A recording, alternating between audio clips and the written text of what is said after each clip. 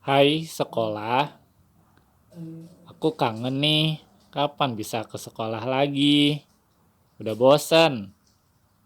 Terus aku butuh obat penawar rindu. Tapi apa ya? Aha, buku matematika. Karena matematika. Matematika, ilmu yang menyenangkan.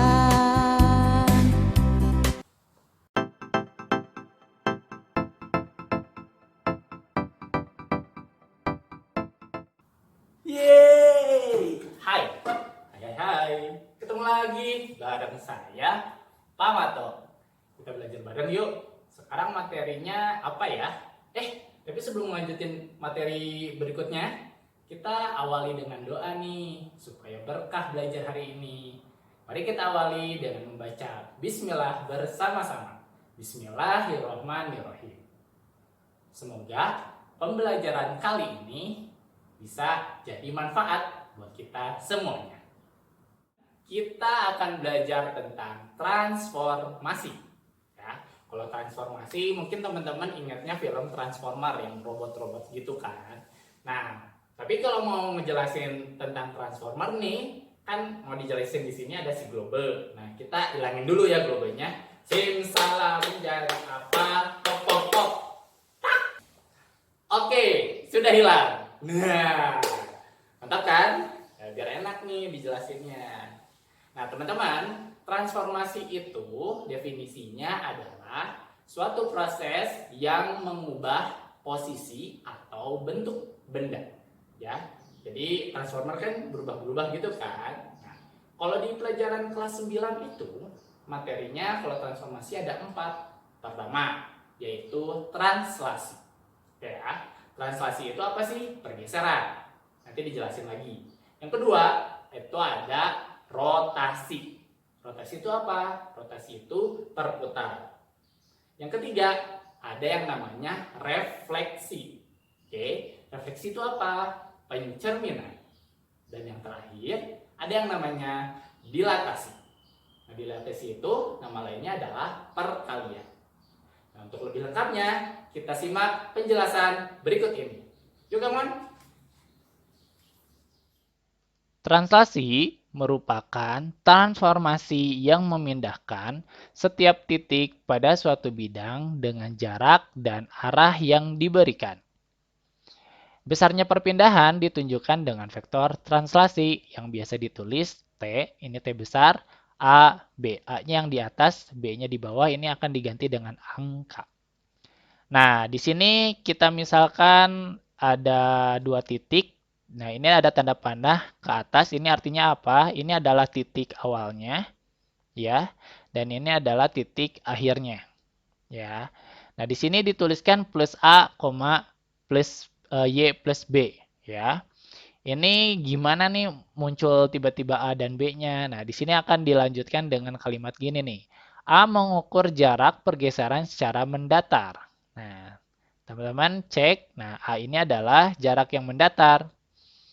Sedangkan yang B-nya itu adalah jarak yang vertikal. Jadi dari titik ini dilanjutin ke atas sehingga ini menjadi titik bayangan dari si P. Jadi kita dapat kesimpulan bahwa P aksen ini koordinat barunya X-nya ditambah A dan Y-nya ditambah B. Sehingga kita bisa tulis seperti ini. Ya, ini adalah titik awalnya, ini adalah titik bayangannya. P aksen itu bayangannya ya. Nah, X aksen itu bernilai apa?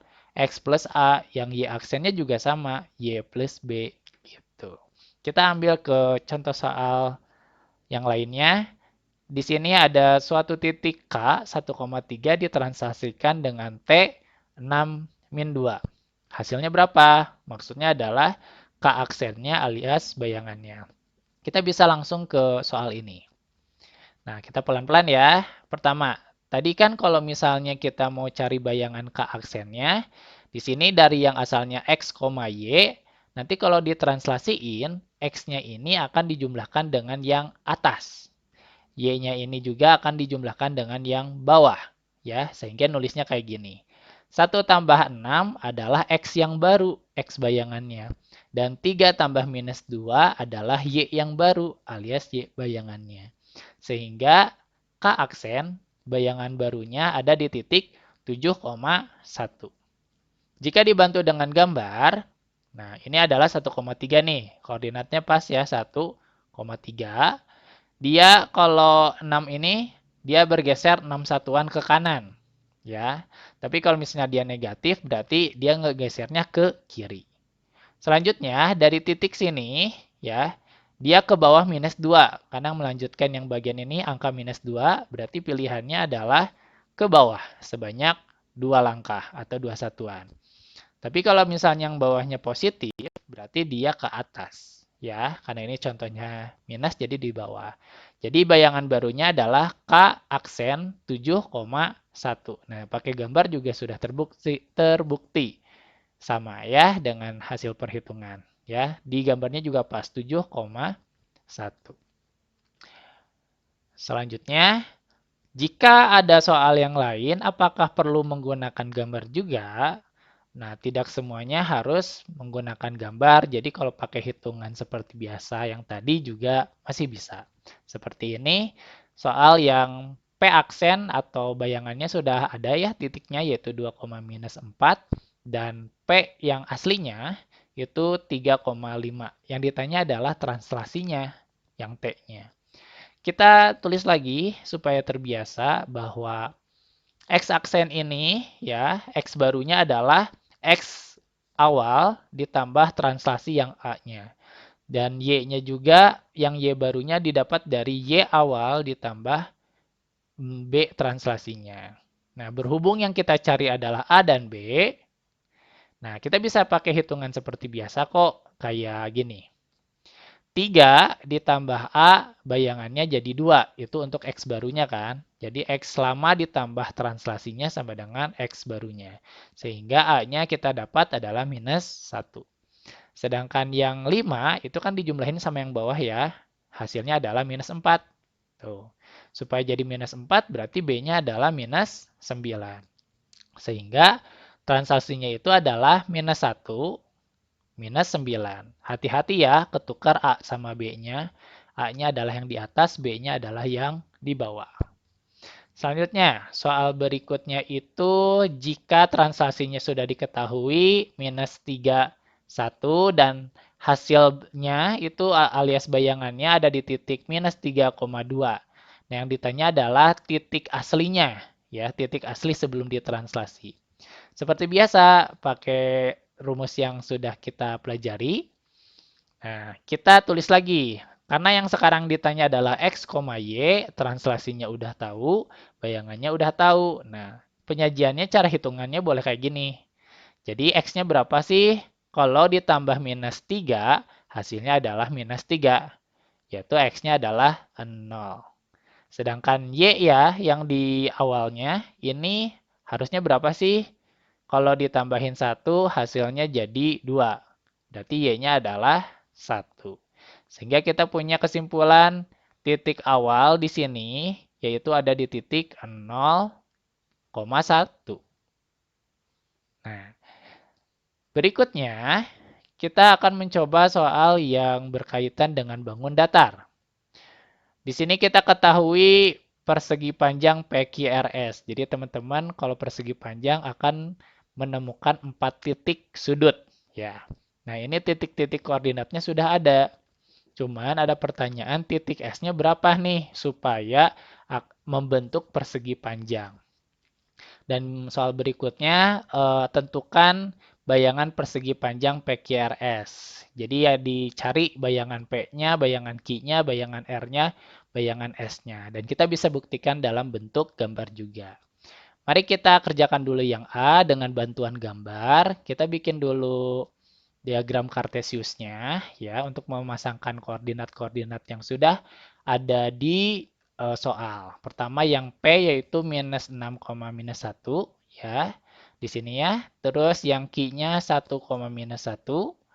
Lanjutnya yang R 1,4. Nah, kalau teman-teman bikin persegi panjang kan seperti ini ya. Nah, berarti titik berikutnya ada di sebelah mana? Oh, berarti ini adalah titik S. Berapa? Minus 6,4. Nah, ini adalah titik S yang kita cari untuk soal ini. Berikutnya, kita cari translasi persegi panjang PQRS. Nanti kita akan gambar di akhir. Kita hitung satu persatu dengan cara begini lagi. Ya, pertama titik P dulu kan. Nah, P-nya kan min 6, minus 1 ditranslasikan dengan 2 minus 3. Berarti yang minus 6 ditambah dengan 2, yang minus 1 ditambah minus 3 alias langsung dikurangi 3. Nih ya, jadi warnanya sengaja dibedain bahwa yang ini teh bagian yang translasi. Nah, minus 6 sama minus 1-nya dari titik awal. Ya, hasilnya kita dapat minus 4, minus 4. Nah, titiknya udah disiapin nih di sini, minus 4, minus 4. Sekarang yang Q. Yang Q itu dari titik 1, minus 1, ditranslasinya dengan yang sama ya, 2 minus 3. Berarti yang 2 akan dijumlahkan dengan 1, yang minus 3 akan dikurangi dengan 1. Kayak gini ya. Jadi 1 tambah 2, minus 1 kurangi 3. Didapat yaitu Q-nya 3, minus 4. Titiknya di mana nih? Nah, 3, minus 4. Udah dapat yang Q aksennya. Selanjutnya yang R. R itu 1,4. Berarti satunya ditambah 2 dan 4-nya dikurangi 3. Sehingga kita dapat R aksennya 3,1. Ada di mana nih kalau digambar? Di sini nih, 3,1. Yang terakhir, S minus 6,4 ditranslasikan dengan hal yang sama. Sehingga S aksennya adalah minus 6 tambah 2, yaitu jadi minus 4. Dan 4 kurangi 3 hasilnya 1. Titik yang mana nih? Minus 4,1 yang ini. Nah, kita gabungkan sehingga ini adalah persegi panjang bayangan dari PQRS. Tapi titiknya beda ya, jadi P aksen, Q aksen, R aksen, dan S aksen. Gimana belajar kali ini? Semoga bisa dipahami ya. Sebelum kita mengakhiri pembelajaran kali ini, kita tutup yuk dengan membaca hamdalah bersama-sama. Alhamdulillahirabbil alamin. Semoga pembelajaran kali ini bisa jadi manfaat ya buat kita semua. Amin. Dan sebelum kita tutup, jangan lupa like, subscribe, dan komen di YouTube ini. Terima kasih atas perhatiannya. Assalamualaikum warahmatullahi wabarakatuh.